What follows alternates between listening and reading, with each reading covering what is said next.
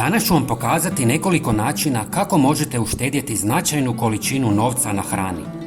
Ova metoda je vrlo jednostavna i sigurno ju znate, no možda niste razmišljali o njoj na način na koji ćemo vam danas objasniti. Jeste li znali da je, na primjer, cijena tjestenine u proteklim godinama porasla za 300%? Cijena luka je u samo jednoj godini narasla za čak 66%. Također, primjetan je značajan rast cijena riže, brašna, šećera i kruha. Inflacija je visoka, što znači da mnogi od nas osjećaju pritisak na budžet. Danas ću vam pokazati kako zaustaviti rast cijena nekih osnovnih namirnica. Stoga svakako ostanite s nama do kraja videa jer ću vam na kraju pokazati kako uštedjeti na vašoj omiljenoj namirnici, a to je kruh. Prva metoda je konzerviranje hrane kojom možete produžiti rok na 5 ili više godina. Za današnju demonstraciju koristit ćemo najčešće korištene namirnice poput brašna, riže i tjestenine, ali isti princip može se primijeniti i na druge namirnice. Prvi korak je priprema i sterilizacija staklenki. Svi dijelovi, poklopci i staklenke moraju proći kroz proces prokuhavanja u vreloj vodi i potpuno se osušiti kako bi se izbjegla vlaga. Kako biste ih dodatno sterilizirali i bili potpuno sigurni, stavite staklenke i poklopce na lim za pečenje i stavite ih u hladnu pećnicu. Zagrijte pećnicu na temperaturu od 110 do 120 stupnjeva i ostavite staklenke i poklopce da se steriliziraju 10 do 15 minuta. Nakon sterilizacije izvadite staklenke i poklopce iz pećnice.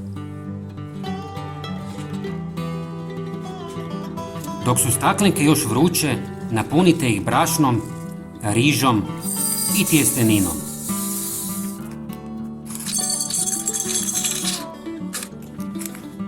Protresite ih da se popune praznine. U svaku staklenku stavite jedan lovorov list. Listovi lovora imaju prirodna antimikrobna svojstva koja pomažu u sprječavanju rasta bakterija, plijesni i drugih mikroorganizama, što dodatno produljuje rok trajanja konzervirane hrane. Pohranite staklenke na suho i tamno mjesto gdje mogu ostati godinama. Već nakon nekoliko mjeseci primijetit ćete uštedu. Sada ću vam pokazati kako uštedjeti na kruhu. Koliko često vam se dogodi da kupite kilogram kruha i na kraju dana ostane malo viška. Možda možete pojesti to sutradan, ali više nije tako svjež. Ono što ja radim je da sve što ostane tog dana smrznem. To radim već godinama.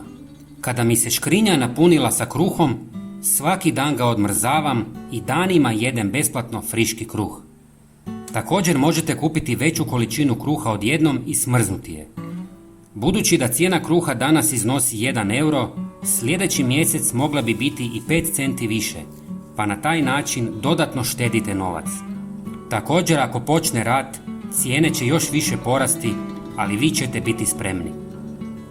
Dragi prijatelji, nadam se da sam vam barem malo pomogao u ovim teškim vremenima.